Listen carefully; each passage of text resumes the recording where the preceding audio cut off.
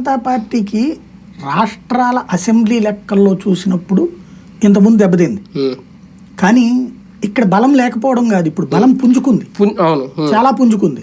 ఇప్పుడు కర్ణాటకలో కాంగ్రెస్ గవర్నమెంట్ వస్తే అక్కడ ప్రధాన ప్రతిపక్షమే కాకుండా మొన్న ఎంపీ సీట్లు వీళ్ళు ఎక్కువ గెలుచుకున్నారు, బీజేపీనే గెలుచుకుంది.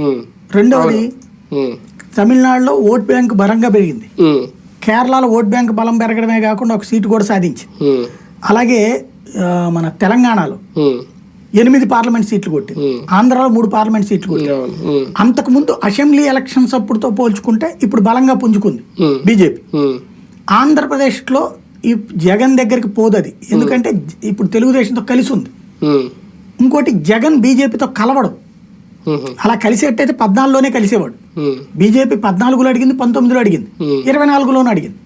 అతను బీజేపీని కలవట్లా, ఎందుకు? అతను ఓట్ బ్యాంక్ అన్నాడు. ఇప్పుడు జగన్కి థ్రెట్ అయ్యి ఇక తన భవిష్యత్తు ఉండదు అనుకుంటే అప్పుడు కలవాలి. కానీ అలా కలవకుండా ఇక్కడ కూటమిలో ఉన్నాడు కాబట్టి, అందులో కూటమిలో ఇప్పుడు తెలుగుదేశం పార్టీ బలమైన స్థానంలో ఉంది కాబట్టి తెలుగుదేశం వదిలి బీజేపీ జగన్ వెనకాల వచ్చే ప్రసక్తే లేదు. అంటే బీజేపీతో కలిసే ఛాన్స్ అయితే లేదు, అందుకే కాంగ్రెస్ వైపు మొగ్గు చూపే అవకాశం ఉంటుంది. లేదు, నేను అనేది అదే, అతను తెలివైనోడు. కాంగ్రెస్ వైపుకి వెళ్తే ఇక్కడ కాంగ్రెస్ ని బతికిచ్చినట్టు అవుతుంది, కానీ కాంగ్రెస్ వల్ల అతను కొరిగేది ఏంటి?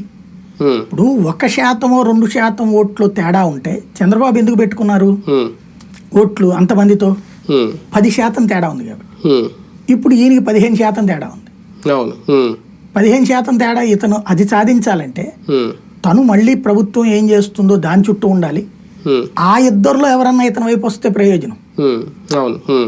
ఆ ఇద్దరులో కాంగ్రెస్ తో ఆయనకి వరిగేదేం లేదు. అవును, అంతే. ఎమ్మెల్సీలను కూడా తమ వైపు తిప్పుకునే ప్రయత్నం ఒకవేళ తెలుగుదేశం పార్టీ నిజంగా ఈ కొద్ది రోజుల్లో చేస్తే